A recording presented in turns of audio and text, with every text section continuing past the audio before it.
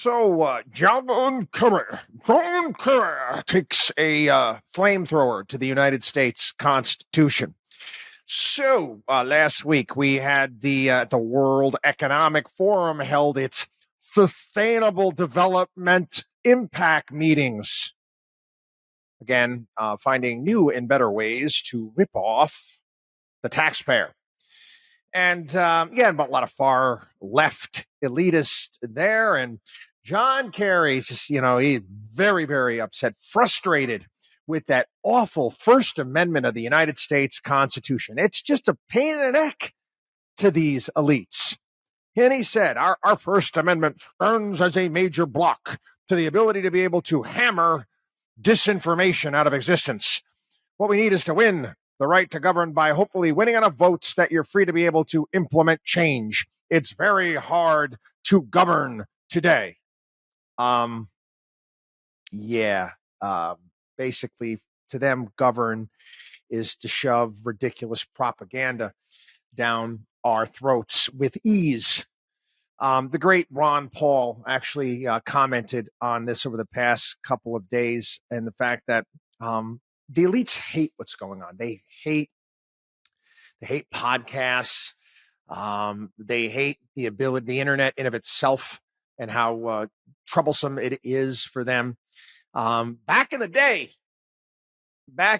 when it was just the three networks out there that could push the agenda of Washington, D.C. Want a war? You got one. All the networks would fall right in line with what they wanted to do in Washington. I think back to the lead up into the Iraq boondoggle war that was just awful for this country, and everybody was on board. Now you go back, everyone was on board with that war.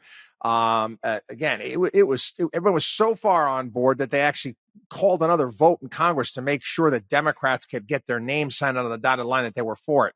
Massive protests in the streets. The American people weren't behind it. But again, the media was, and they continued to shove propaganda down our throats. Now, all of these media outlets, radio stations, you need licenses to broadcast. You need permission. You need permission from the government in order to broadcast.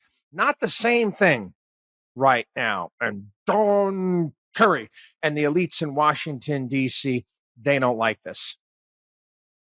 They don't like this. The Constitution is always a problem for people that feel that they know better and want to dictate terms.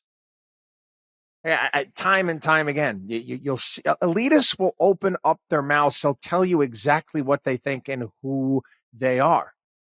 I've cited this before when Thomas Friedman from the New York Times was lamenting the fact that Barack Obama didn't have the power of of China's Politburo to do whatever he wanted. And he was like, imagine if Barack Obama had that power for a little while, all the things that he could do. Yeah. Again, that Constitution has become troublesome. I've done podcasts recently where you've got law professors at various different universities around the country saying the exact same thing. Wanting to do away with the Constitution. For Christ, we had another, what was a left-wing elitist there? Was Ann Leibovitz said, Kamala Harris should come into power and she should get rid of the Supreme Court. Eliminate it. Dissolve the Supreme Court. Now, where would she get the power? I don't know. Maybe Leibovitz hasn't read the Constitution, but they don't care. It's their way or the highway. And the interesting thing about the Constitution, I do a program here, and we do work very, very hard to get the truth out. And again, do I offer my opinion on things? Absolutely. Do I disagree with the fools on MSNBC and other networks. Yeah, I do. I do. But I don't wish for them to be silenced. I don't wish for them to be silenced.